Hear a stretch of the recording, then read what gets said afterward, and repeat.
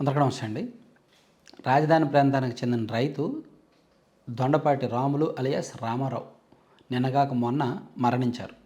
ఒక బహిరంగ సభ అంటే రైతులతో ప్రభుత్వ ప్రతినిధులు మంత్రి గారు అండ్ ఎమ్మెల్యే గారు చేస్తున్న బహిరంగ సభలో రామారావు గారు మాట్లాడుతూ కుప్పకూలిపోయారు. అక్కడ నుంచి మంత్రి గారు కాన్వాయ్లో హాస్పిటల్కి తీసుకెళ్ళినప్పటికీ మరణించారు. సో అతన్ని పరామర్శించడానికి, ఆ కుటుంబాన్ని పరామర్శించడానికి నిన్న కేంద్ర మంత్రి గారు వెళ్తే అతన్ని కూడా అడ్డుకున్నారు. ఆ కుటుంబ సభ్యులు కాసేపు గొడవ చేశారు. ఈ ఇష్యూ ఇప్పుడు రాజకీయంగా వైరల్ అయింది. నిజానికి చాలా చిన్న విషయం అని నేను కూడా పెద్ద సీరియస్ అంశం మీద వీడియో చేయలేదు. నిన్న చేశాను కానీ అన్ని సబ్జెక్టులు కలిపి చెప్పాను. సో ఇది ఇప్పుడు క్రమక్రమంగా రాజకీయంగా అత్యంత వివాదాస్పద అంశంగా మారుతోంది. వైసీపీ సోషల్ మీడియా వాళ్ళు దీన్ని బాగా హైలైట్ చేస్తున్నారు. ఏ వర్గానికి ఆ వర్గం వాళ్ళకి నచ్చినట్టు చెప్తున్నారు. సరే, ఓవరాల్గా రాములు ఎందుకు చనిపోయారు, కారణం ఏంటి, ఆ గ్రామానికి ఏమి నష్టం జరుగుతుంది, వాళ్ళ కుటుంబానికి ఏమి నష్టం జరిగింది, గుండెపోటు వచ్చేంత ఒత్తిడి ఆయన ఎందుకు ఎదుర్కొన్నారు అనేది మనం మాట్లాడే కంటే ముందు, నిజానికి రాములకి గతంలో కూడా ఒకటిసారి గుండెపోటు వస్తే ఆయనకు హాస్పిటల్కి తీసుకెళ్ళి ట్రీట్మెంట్ చేయించారు. ఆయన వయసు 68 సంవత్సరాలు. ముందు నుంచి ఆరోగ్య సమస్యలు కొన్ని ఉన్నాయి. అయితే ఆయన రాజధాని అమరావతి కోసం తనకున్న 2 ఎకరాల పొలాన్ని గతంలో ఇచ్చారు. 2015 భూ సమీకరణ ల్యాండ్ పూలింగ్లో ఇచ్చారు. అలా భూములు ఇచ్చిన రైతులకు ప్రభుత్వం రిటర్నబుల్ ప్లాట్లు ఇచ్చింది కదా. సో ఈయనకు ఈ దొండపాటి రాములు అలియాస్ రామారావు గారికి అక్కడ ఒక వాగు ఉన్న దగ్గర, చెరువు ఉన్న దగ్గర భూమి ఇచ్చారు, చెరువు గట్టు మీద. సో అక్కడ అది నివాసయోగ్యం కాదు. ప్రభుత్వం ఏం ఒప్పందంతో భూములు తీసుకుందో వీళ్ళ దగ్గర, ఈ భూముల్ని డెవలప్ చేసి మీకు 25% భూమి వాటా ఇస్తామని చెప్పింది. కానీ ఈయన తీసుకున్న 2 ఎకరాలు ఒక దగ్గర ఉంటే ఈయనకి తిరిగి ఇచ్చిన ప్లాట్లేమో ఎక్కడో చెరువు దగ్గర వాగు పక్కన ఉన్నాయి. సో దాని విలువ పెరగదు అండ్ అక్కడ ఉండలేము, వాగు దగ్గర చెరువు దగ్గర ఇల్లు కట్టుకొని ఉండలేము. సో అది దేనికి పనికిరాదు. కాబట్టి నాకు ఆ భూమి వద్దు, నన్ను ప్రభుత్వం మోసం చేసింది అని ఈయన మొన్న జరిగిన బహిరంగ సభ వేదికగా మాట్లాడారు. మొన్న అసలు బహిరంగ సభ ఎందుకు జరిగిందంటే, రాజధాని ప్రాంతం నుంచి NH16కి N8 రోడ్డు ఒకటి వేస్తున్నారు. జాతీయ రహదారిని రాజధానిని కలుపుతూ N8 రోడ్డు వేస్తున్నారు, సీడ్ యాక్సెస్ రహదారి గుండా. ఇది మందడం గ్రామం మీదుగా వెళ్తుంది. ఈ మందడం గ్రామంలో సుమారుగా 92 ఇళ్ళు ఈ రోడ్డు అలైన్మెంట్లో పోతాయి. సో వాళ్ళల్లో 90% మంది ఇల్లు ఇచ్చేయడానికి ఓకే పోతే పోనీ.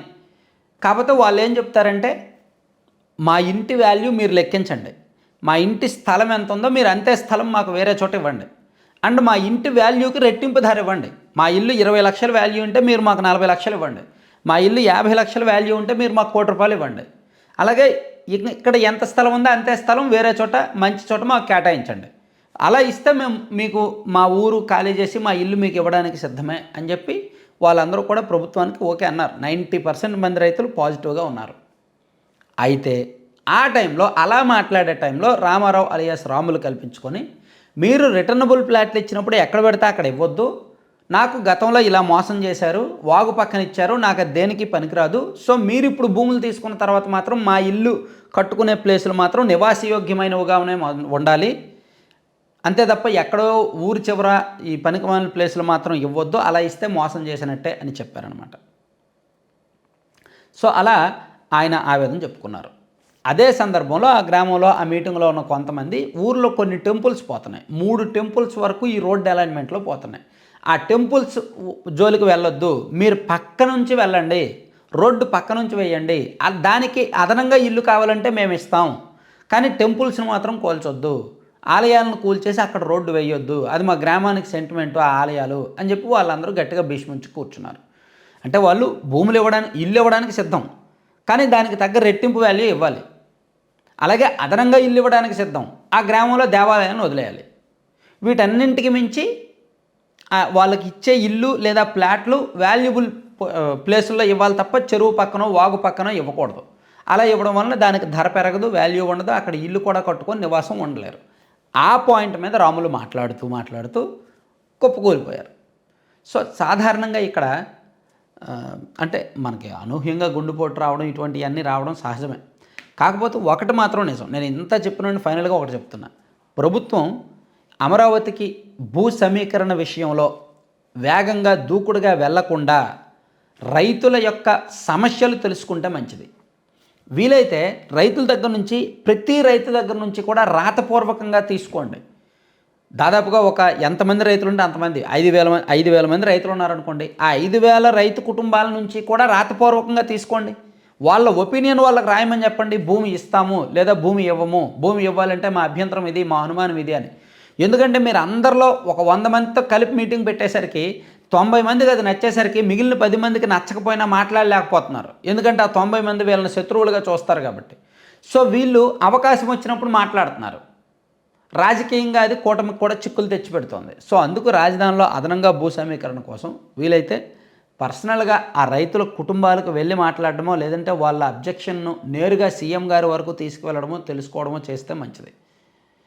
లేకపోతే మాత్రం రైతులు భూములు ఇవ్వడానికి పూర్తిగా సిద్ధంగా లేరు. మేబీ ఒక 80-85% పాజిటివ్గా ఉండొచ్చు. కానీ మిగిలిన వాళ్ళు ఆ ఇస్తున్న రైతులను కూడా ప్రభావితం చేస్తారన్నమాట.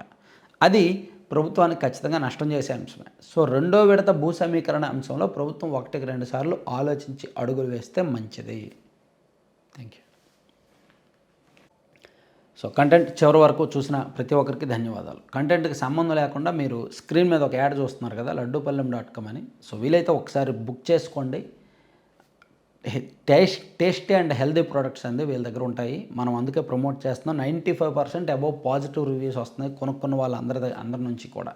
వీళ్ళ దగ్గర millets, dry fruits, nuts, seeds ఇలా మల్టిపుల్ ఐటమ్స్తో కూడిన లడ్డూలు ఉంటాయి. ఒక 21 రకాలకు పైగా లడ్డూలు ఉంటాయి. అండ్ హాట్ స్నాక్స్ ఉంటాయి. మిల్లెట్స్తో చేసిన హాట్ స్నాక్స్ ఉంటాయి. And protein powder, ABC powder, మునగాకు పొడి, జామాకు పొడి, dry dates powder, wheat sprouts powder లాంటి భిన్నమైన పౌడర్స్ ఉంటాయి. ఇవన్నీ కూడా మీకు బయట ఎక్కడ దొరకవు. వీళ్ళు మాత్రమే ప్రొఫెషనల్గా ట్రైనింగ్ తీసుకొని పెట్టుకొని చేసుకుంటున్నారు.